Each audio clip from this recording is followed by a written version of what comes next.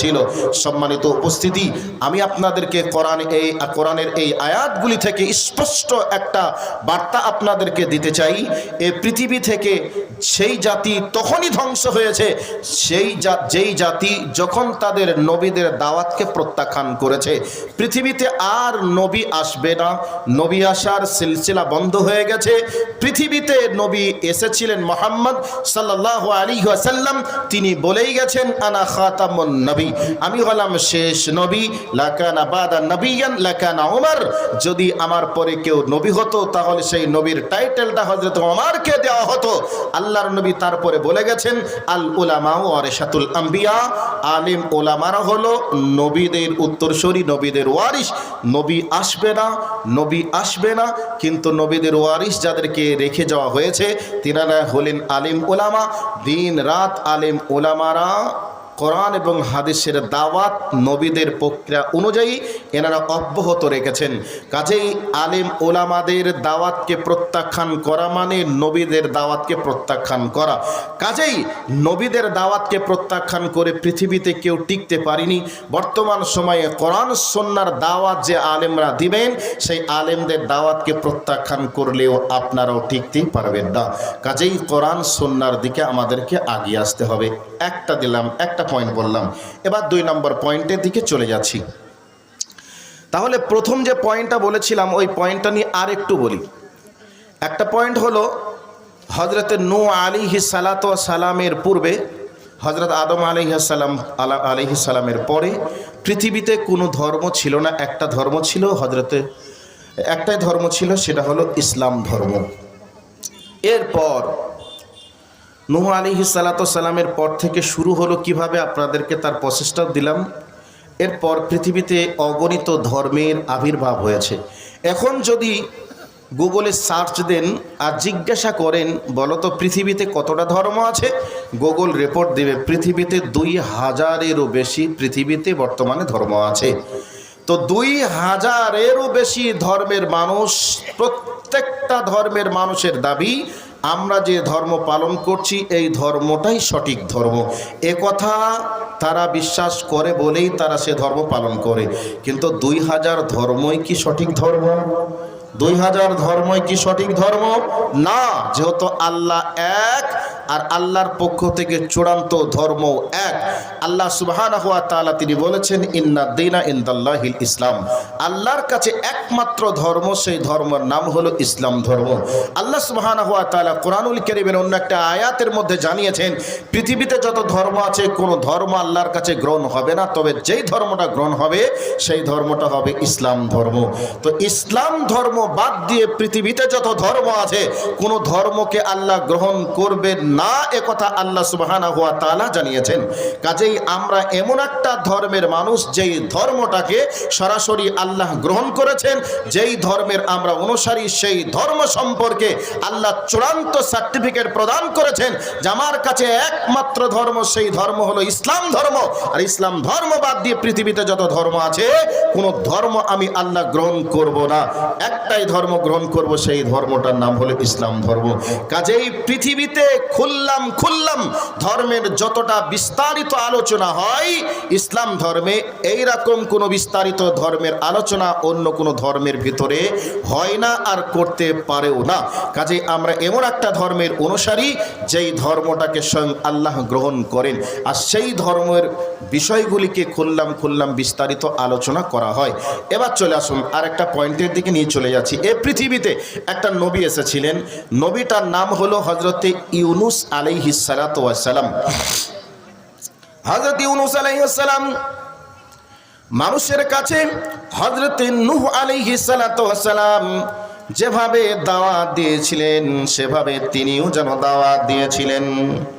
জনগণকে বলেছিলেন ওরে আমার জনগণ, তোমরা যেভাবে মূর্তির পূজা করছো এভাবে পূজা করে আল্লাহকে পাওয়া যাবে না।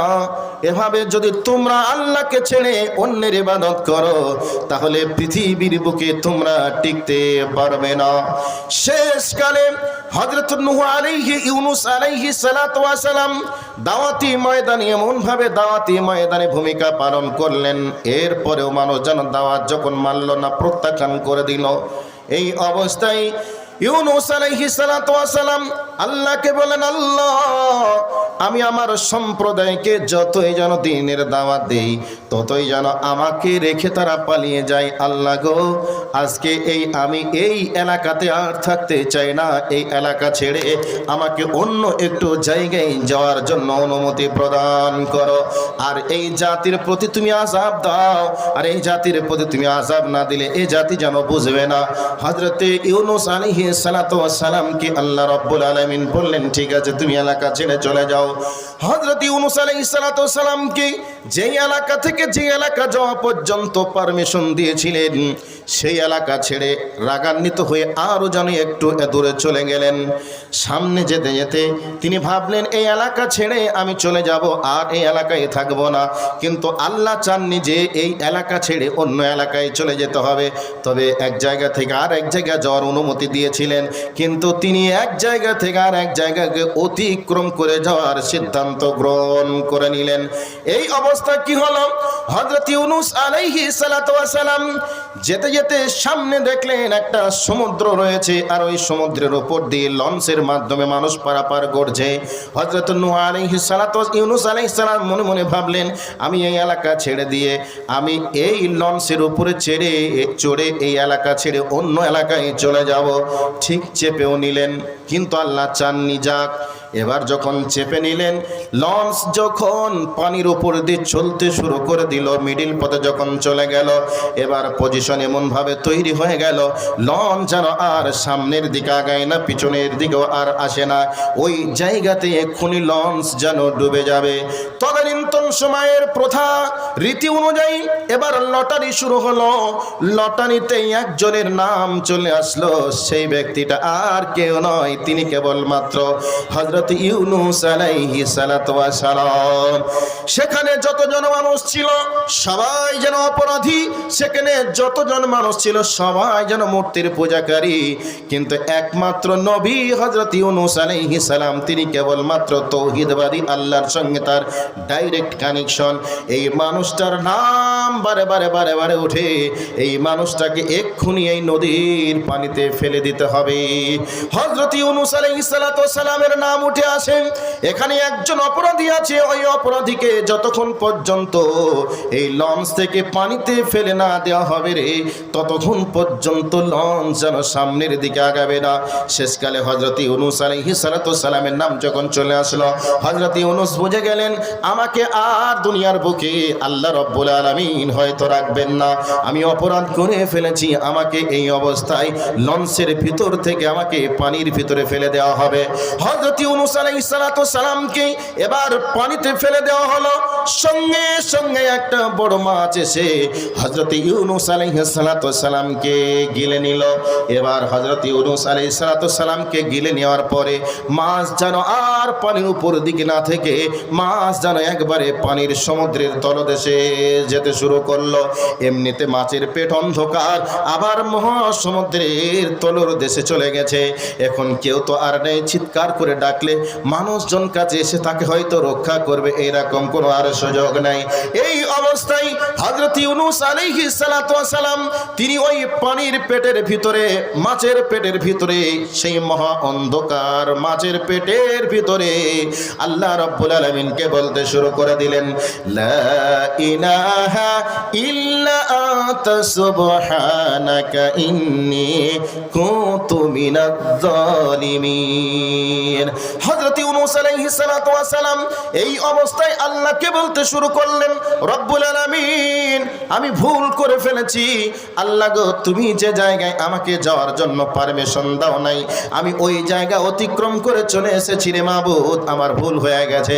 হযরত ইউনূস আলাইহিস সালাতু ওয়াস সালাম যদি এই দোয়া আল্লাহর কাছে না করতেন, তাহলে আল্লাহ রাব্বুল আলামিন কোরআনুল কারীমের সূরা সাফফাতের মধ্যে বলে দিয়েছেন, হযরত ইউনূস আলাইহিস সালাতু ওয়াস সালামকে ওই মাছের মাছের পেটের ভিতরে কিয়ামত পর্যন্ত আল্লাহ রাব্বুল আলামিন রেখে দিতেন। সম্মানিত ভাই আমার, এই অবস্থায় হযরত ইউনূস আলাইহিস সালাতু ওয়াস সালাম মাছের পেটের ভিতরে আল্লাহ রাব্বুল আলামিনের কাছে দোয়া করতে শুরু করলেন। রব্বুল আলামিন, আমি সীমা লঙ্ঘন করে ফেলেছি, আল্লাহ গো আমি ভুল করেছি, আমাকে তুমি ক্ষমা করে দাও। এইভাবে দোয়া করতে শুরু করে দিলেন। হযরত ইউনূস আলাইহিস সালাতু ওয়াস সালামকে মাছের পেটের ভিতরে কিছুদিন রাখার পরে আল্লাহ রাব্বুল আলামিনের কুদরতে মাছকে আল্লাহ রাব্বুল আলামিন অর্ডার করলেন, মাছ রে খবরদার আমার ইউনূসকে তুই হজম করবি না, নষ্ট করবি না। শেষকালে হযরত ইউনূস আলাইহিস সালাতু ওয়াস সালামকে জমিনে আসার একবারে কিনারে, নদীর কিনারে হযরত ইউনূস আলাইহিস সালাতু ওয়াস সালামের জন্য বলে দেওয়া হলো তুমি ভূমি করে দাও। এবার হযরত ইউনূসকে মাছ ভূমি করে দিল। যাই হোক, লম্বা বিস্তারিত ঘটনা আছে। ভূমি করে দিল। হযরত ইউনূস আলাইহিস সালাতু ওয়াস সালাম একটু সুস্থ অনুভব করলেন। ওখানে লম্বা তাফসীর আছে, আমি ওই তাফসীর করতে যাচ্ছি না। হযরত নূহ আলাইহিস সালাতু ওয়াস সালাম এবার দুনিয়ার বুকে আসার পরে তিনি বুঝতে পারলেন, মাবুদ রে আমি সত্যিই ভুল করেছি, এই জন্য আল্লাহ তুমি মহান, আমার তওবাকে তুমি কবুল করে নিয়ে মাছের পেট থেকে তুমি আমাকে আবার দুনিয়ার বুকে আসার তুমি সুযোগ দিয়েছো। এখন হযরত ইউনূস আলাইহিস সালাম এখন তিনি বুঝতে পারছেন না যে আমি কোন জায়গায় আছি, এটা কোন এলাকা, আমি কেমন করে যাব, বুঝতে না পারার পরে শেষ পর্যন্ত মানুষজনের সঙ্গে সাক্ষাৎ করে পরিচয় হয়ে গেল। হযরত ইউনূস আলাইহিস সালাতু সালামকে আবার বলে দেওয়া হলো, যাও তুমি এই রাস্তা ধরে চলে যাও। হযরত ইউনূস আলাইহিস সালাতু সালাম এবার তিনি লজ্জিত বোধ মনে করছিলেন। কেন লজ্জিত বোধ মনে হচ্ছিল? এই অবস্থায় ইউনূস আলাইহিস সালাম তার জাতির লোকদেরকে বলে গিয়েছিলেন, ও আমার জাতির মানুষেরা, আমি তোমাদের কাছ থেকে চলে যাচ্ছি, তবে তোমরা শুনে নাও, আমি চলে যাওয়ার 3 দিন পর তোমাদের উপরে আল্লাহ রাব্বুল আলামিন আযাব দিবেন। ওই আযাব দিয়ে তোমাদেরকে ধ্বংস করে দিবেন। অতএব আমি চলে যাওয়ার পরে তোমরা সতর্ক সাবধান থাকবে, 3 দিনের মধ্যে আযাব আসবে। এদিকে হযরত ইউনূস আলাইহিস সালাতু সালাম এলাকা ছেড়ে চলে গেছেন, আবার মাছের পেটে চলে গেছেন। আযাব এসেছিল কিনা তিনি জানতে পারেননি। এবার হযরত ইউনূস আলাইহিস সালাম মনে মনে ভাবলেন, আহারে আমি যদি আমার এলাকার মানুষের কাছে যাই আর যাওয়ার পরে তাদের সঙ্গে সাক্ষাৎ করব, তারা যদি আযাবের কোনো সম্মুখীন না হয় তাহলে আমাকে তারা প্রতারক বলবে, বাটপার বলবে, ভণ্ড বলবে, আমি কেমন করে তাদের কাছে যাব বলো। এলাকায় ঢুকতে ঢুকতে মানুষের কাছে সংবাদ নিলেন, ও আমার এলাকার মানুষেরা, আমি যে চলে যাওয়ার 3 দিন পর তোমাদেরকে বলেছিলাম আযাব আসবে, এইরকম কোন আযাবের সম্মুখীন তোমরা হয়েছিলে কিনা? মানুষজন রিপোর্ট দিল, হে ইউনূস তুমি চলে যাওয়ার পরে আযাব এসেছিল। কেমন আযাব? একবার আকাশ যেন অন্ধকার হয়ে মনে হচ্ছে যেন এই মুহূর্তে আযাব আসবে, আকাশ ভেঙে আমাদেরকে ধ্বংস করে দিবে। আমরা বুঝতে পেরে গ্রামের সকল মানুষ আমরা বাড়িঘর ছেড়ে দিয়ে আমরা মাঠে ময়দানে নেমে গেলাম। ফাঁকা মাঠে এসে আল্লাহকে বলেছিলাম, মাবুদ আমরা ভুল করেছি, অন্যায় করেছি রে মাবুদ, আমরা আর ভুল করব না, আর অন্যায় করব না, আমরা আর দেবদেবীর পূজা করব না, লাত উজ্জা মানাতের পূজা করব না রে মাবুদ, তুমি আমাদেরকে ক্ষমা করে দাও, আমাদেরকে মাফ করে দাও। আমরা তওবা করে ইস্তেগফার করে আল্লাহর কাছে ক্ষমা চেয়ে নিয়েছি। এই অবস্থায় আল্লাহ রাব্বুল আলামিন আকাশ ভর্তি মেঘকে উঠিয়ে দিয়ে আমাদেরকে গজব থেকে আল্লাহ বাঁচিয়ে দিয়েছেন। এই অবস্থা যখন শুনলেন হযরত ইউনূস আলাইহিস সালাতু সালাম বুক ভরা আশা নিয়ে, একবারে তৌহিদের শক্তি নিয়ে আবার তিনি এলাকার মানুষদের কাছে যখন চলতে শুরু করলেন, এলাকার মানুষজন হযরত ইউনূসকে পাওয়ার পরে হযরত ইউনূসকে বুকে জড়িয়ে ধরে থেকে এবার বলতে শুরু করলেন, হে ইউনূস তুমি যা বলেছিলেন তাই হয়েছিল, তোমার কথা যদি আমরা মেনে নিতাম তাহলে হয়তো এই আযাবের মুখটা আমরা দেখতে পেতাম না।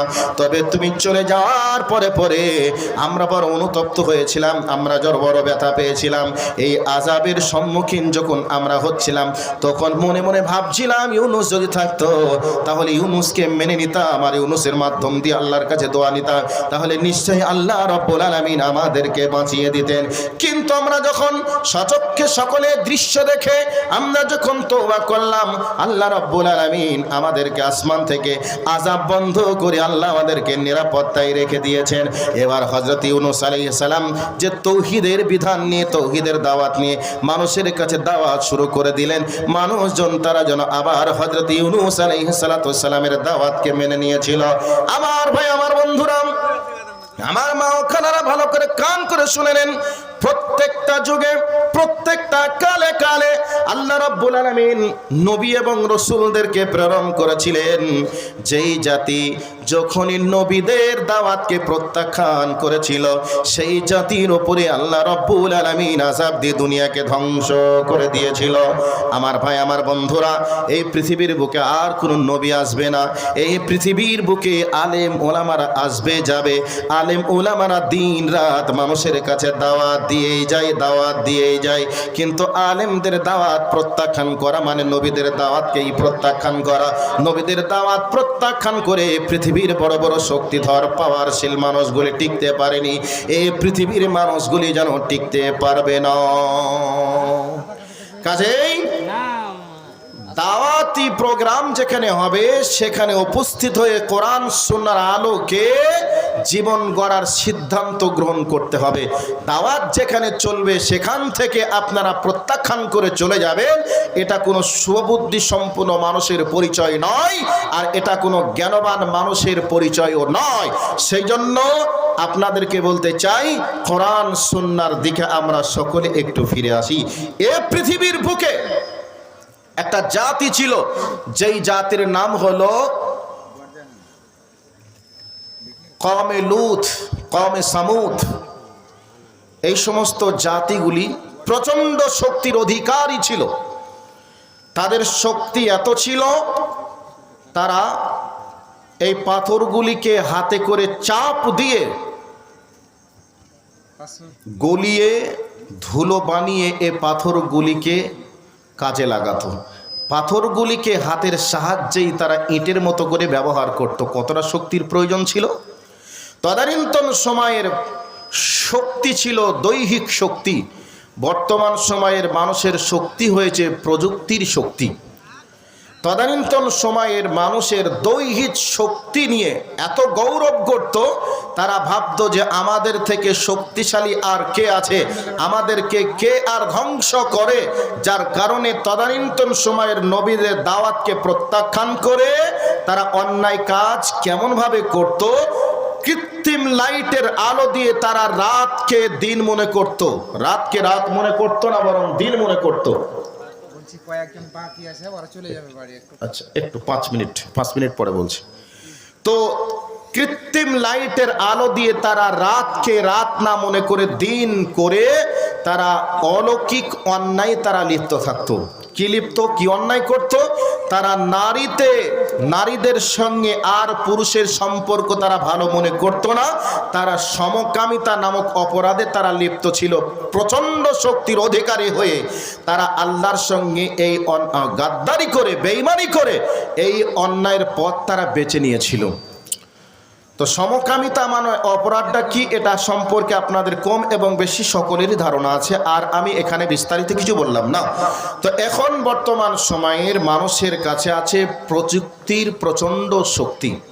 এখান থেকে 2000 কিলোমিটার দূরে নিশানা করে অমুক জায়গায় অমুকজন আছে, সেখান থেকে একটা মিসাইল মেরে ওই শহরটাকে উড়িয়ে দেওয়া হচ্ছে। মানে প্রযুক্তির শক্তি এত, এই প্রযুক্তির শক্তির দ্বারাতে মানুষ এখন দিনকে দিন মনে করে না, রাতকে রাত মনে করে না, অন্যায়কে অন্যায় মনে করে না, ন্যায়কে ন্যায় মনে করে না। তদানীন্তন সময়ের মানুষের দৈহিক শক্তির জোরে তারা যা ইচ্ছা তাই করত। এখনকার মানুষের প্রযুক্তির শক্তির দ্বারাতে যা ইচ্ছা তাই করে। কাজেই সেই সময়কার মানুষগুলি এ পৃথিবীর বুকে টিকতে পারিনি। বর্তমান সময়ে প্রচণ্ড প্রযুক্তির শক্তি হওয়ার পরেও আমরাও টিকতে পারবো না। কাজেই কোরআন সুন্নাহর দাওয়াত থেকে দূরে চলে যাওয়া মানে আমাদের ধ্বংসের লক্ষণ শুরু হয়ে যাওয়া। কাজেই আজ বর্তমান সময়ে ধর্মের নামে অনেক রকমের জালিয়াতি চলছে। জালিয়াতিগুলিকে বন্ধ করতে হবে। কোরআন সুন্নাহর আলোচনা যেখানে হবে, কোরআন সুন্নাহর শিক্ষার মাধ্যম যেখানে হবে, সেখানেই সঙ্গে মুসলিমদের সম্পর্ক থাকবে। কোরআন সুন্নাহর আলোচনা যেখানে হবে সেখানে আমাদেরকে সকলকেই উপস্থিত হয়ে কোরআন সুন্নাহর আলোচনা অনুযায়ী আমাদের জীবনকে গড়ে তোলার চেষ্টা করতে হবে। এখানে একটা পয়েন্ট লোড করে দিয়ে দ্বিতীয় পয়েন্টের দিকে আর একটু যাব। তবে মাদ্রাসা কর্তৃপক্ষ যে কথাটা বলতে চাচ্ছেন এটাকে বলে দিয়ে আমার বক্তব্যের মেন যেটা আজকের পয়েন্ট সেই দিকে দৃষ্টি আকর্ষণ করার চেষ্টা করব। দয়া করে কেউ উঠবেন না, যদি কেউ উঠে চলে যান গুরুত্বপূর্ণ একটা বিষয় থেকে আপনারা বঞ্চিত হয়ে যাবেন। সেই দিকে লক্ষ্য রেখে একটু ধৈর্যের পরিচয় দিয়ে আপনারা একটু বসার চেষ্টা করুন, ইনশাআল্লাহ গুরুত্বপূর্ণ কিছু তথ্য আপনারা পাবেন ইনশাআল্লাহ। যে কয়েকটি নাম আচ্ছা আছে বলুন বলুন চলে যাবে। বলুন। নাম হলো জুল্লুর রহমান, জিল্লুর রহমান, কমিশন বসে আছে একটু ডাকেন। জিল্লুর রহমান কত আছে ভাই? কমিশন মানুষের ৩,০০০ টাকা এতক্ষণ ধরে দেওয়ার জন্য বসে আছেন, কমিটির লোক নেওয়ার জন্য বসে আছে, এটা আবার একটা কমিশন মানুষ, তো সেখান থেকে যে এই ৩,০০০ টাকা আশা করবে এটা আমরা হতে পারে? আপনারা কত চাচ্ছেন? 5,000 করুন। ৫,০০০ কম হয়ে গেল না? বাইরে কই আর ২,০০০ টাকা, আর ২,০০০ টাকা ফোন পেতে নেই ভাই?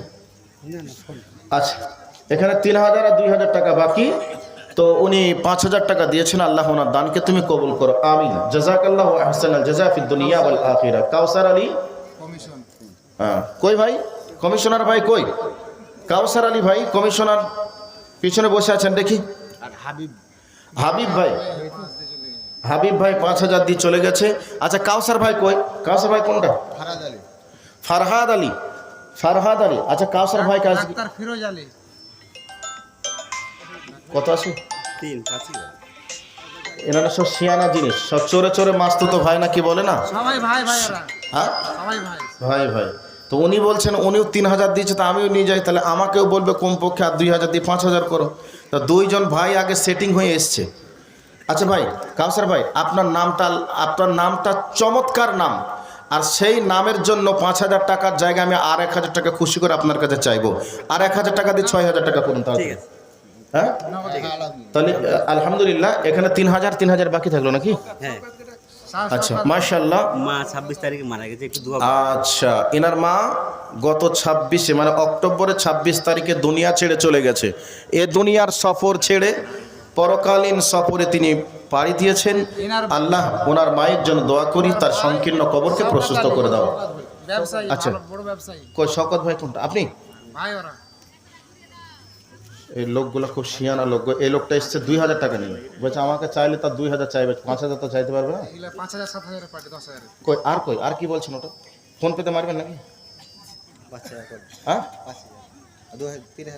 কাউসার ভাই বড় না আপনি বড়? কাউসার বড়। কাউসার বড়। তাহলে ব্যবসার দিক থেকে বড় কে, আপনি উনি? আমরা দুইজন নেব কমিশন, এই ব্যবসায়ী এবারে। আচ্ছা আর ১,০০০ দিয়ে ৬,০০০ করুন, ভাই ভাই সমান সমান ৬,০০০। আচ্ছা ওনার ওটা ৪,০০০ দিও, যে ২,০০০ আছে, তো ২,০০০ আছে। হ্যাঁ আরে ভাই না, এ তো ২,০০০ আছে তো। 3,000 দিলে বাকি 3,000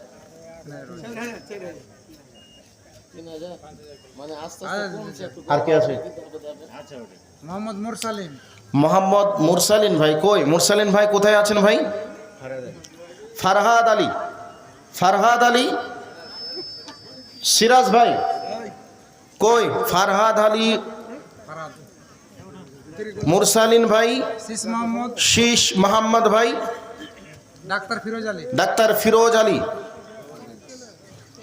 কে আপনি? এটা মাদ্রাসার কেসিয়ার, বড় পার্টি। দোয়া করেন 9,000 টাকা বাকি করে। আচ্ছা যাক, একটা মনের মতো লোক পেলাম। মেঘ নাই চাইতে বৃষ্টি যেমন হয় না, ফিরোজ ভাই মাদ্রাসার কেসিয়ার মানে অর্থমন্ত্রী। ও সিরাজ ভাই, সিরাজ ভাই উনি ১,০০০ নগদ, ৯,০০০ বাকি, ১০,০০০ টাকা। মাশাআল্লাহ, জাযাকাল্লাহ খাইরান জাযা ফিদ দুনিয়া ওয়াল আখিরা। আল্লাহুম্মা সাল্লি আলাইহি, আল্লাহুম্মা বারিক আলাইহি। মাবুদ গো, এখানে বেশ কিছু জন মানুষ, কেউ ৫,০০০, কেউ ৬,০০০, কেউ ১০,০০০ করে দিয়েছেন।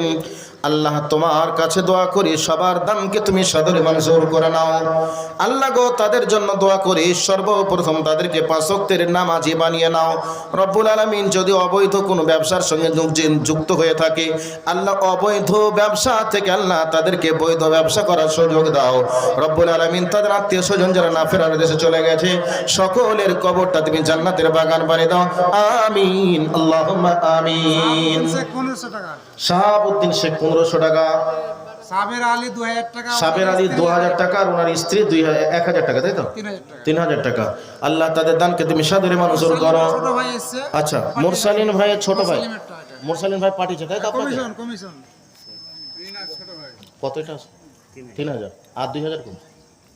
এখানে 5000 টাকার লিস্ট চলছে ভাই, এখানে 2000 টাকা চলছে না। হ্যাঁ, এই তো 5000 টাকা। মুরসালিন ভাই 5000, নগদ 3000, 2000 বাকি। হ্যাঁ ভাই, হ্যাঁ কই কই সেই লোকটা কই আছে? সরি 5000 টাকা বাকি করো। এ তোমারটা কই? ওরা দু ভাই ব্যবস্থা করছে, 3 ভাই এ আছে। তোমারটা কই? তোমারটা তো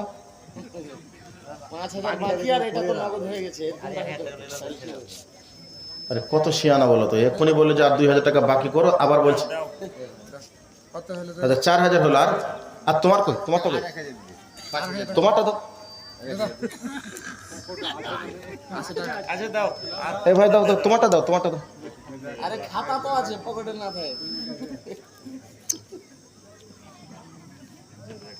আরে হিসাব নিকাশ করে বার করছে রে ভাই। সব মানে তাহলে মোট এটা টোটালটা তো মুরসালিন ভাই নাকি?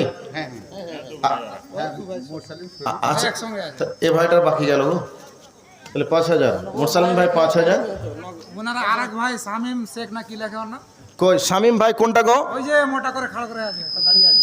শামীম বাবর শামিম ভাই, বাবর আলী, শামিম ভাই এবং বাবর ভাই কই? আপনারা একটু আসুন তো ভাই। ডাক্তার ফিরোজকে একটু ডাক। ডাক্তার ফিরোজ সাহেব, initially doctor doctor Yunus Ali, doctor Yunus Ali, আপনারা কোথায় আছেন ভাই? একটু দয়া করে দেখা করুন। আর আপনাদের যদি ভয় লাগে তাহলে আপনাদের দেওয়ার মতো যেমন আপনাদের ক্ষমতা আছে, ক্ষমতা অনুযায়ী কারো মাধ্যম দিয়ে একটু পাঠিয়ে দেন ভাই। আচ্ছা, সব মালকোটি এক জায়গাতেই আছে, জাল পড়লেই। বাবর আলী মাস্টার হ্যাঁ, আরে বাপরে, হাই স্কুলের মাস্টার বাবর আলী সাহেব কোনটা? বাবরে, মৌলভী সাহেবদের বেতন কত রে বাপ? কই বাবর আলী ভাই কোনটা গো? Babar Ali master initially doctor আচ্ছা, মাস্টার সাহেব কোনটা? এই যে ফারাদ আলী আছে কোনটা? ফারহাদ আলী।